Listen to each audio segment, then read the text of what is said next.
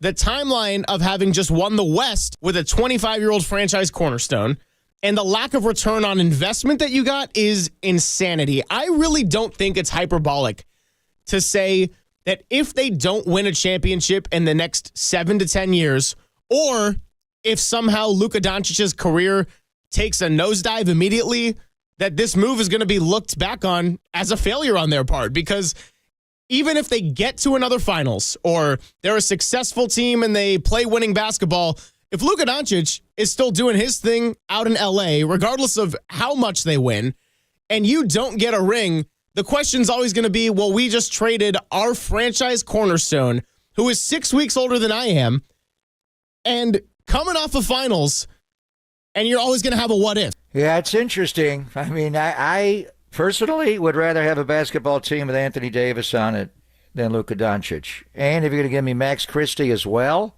I understand. Nico Harris, you got to also understand, Jason Kidd was in the bubble with the LA Lakers when they won. He knows who Anthony Davis is. They know who Luka Doncic is. They're the ones that got him. He wouldn't go to Sacramento. The trade with Travis Schlenk, Donnie Nelson pulled that off. It's a different owner. It's a different GM. They know Luka. Why is he constantly out of shape? I think that the main thing is Luka Doncic's career starts right now. You can consider this to be one AD. One day after the Anthony Davis trade where they gave up on you. Why'd they give up on you, son? You've been playing pro basketball since you were 13. You play with grown men. You can't show up at 265 pounds. I remember Mully showed up one camp at like 272, but he was an alcoholic. He had to get his weight down to 225, whatever it was, 215 with Mark Grabo, and he took off. He became the player he needs to be. Luka is not the player he needs to be. He is in spurts, but he rests on defense a lot because he's tired.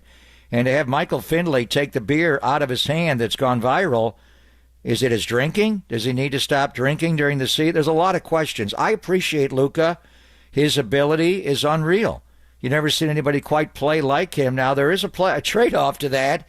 But we'll see where it all goes. But I do like Dallas's team very much. Could they have gotten more picks or not? It's just, where you evaluate Luka versus Anthony Davis. I think if they were comparable ages, they were both 28. I like Anthony Davis better. And the reason he misses games is he gets legitimately hurt, where Luka's body is soft and he gets soft tissue injuries. And it must be frustrating for them to put a weight, whatever number they had to come into camp or after the calf injury, you got to be at this weight, and he continuously blows it off and doesn't do it. The biggest evaluation, the most essential one in sport, is your own players. You have to know who your players are. For you to say, we're not going to give this guy a max deal that pays him $69 million a year, we cannot do it. Now, there's a new owner coming in. Are they just not like Mark Cuban and Shark Tank? That's debatable. But they know this player, and they decided to just go ahead and take this deal. To me, the spotlight is on Luka Doncic. You've been a great player since you've arrived. You won games on the offensive end by yourself, but you haven't won a championship yet. What do you need to do to get better? Yeah, I don't disagree with anything you're saying on the health. I mean, my thing is more with the internal Luka Doncic concerns and this new ownership group and Nico Harrison. But for league circles to be as stunned as they were, and for it to just kind of be this thing that happened and not like even a slight buildup into Luka Doncic getting shopped around and seeing what offers are out there. Now, you bring up a fair point. The soft tissue and those kind of injuries are an absolute concern. That's why the Mavericks are the 9 seed right now, because since Christmas, they haven't had their star player. But on the other side of that, I think about last year. I think about if Luka Doncic is healthy, you just need to get in the playoffs. They were a road team in their first series as a 5 seed, and they won 3 consecutive road series to get to an NBA Finals because everything clicked at the right time. And when the Western Conference is as jumbled as it is, I kind of think the goal isn't so much get a top 2 seed because then you're in contention.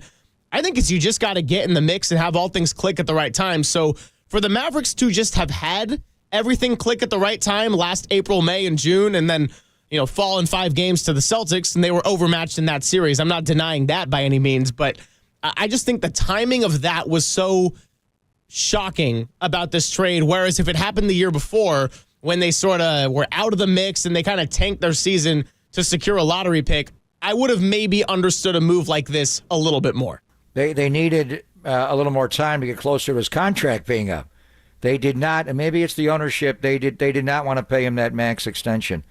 And the goal is to win the championship. Forget about the seeds and all that.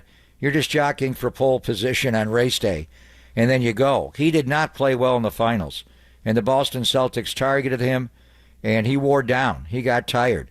So it is what it is. But Anthony Davis, when he's on the floor, to me, is a better player. To me, the Dallas Mavericks are a better team.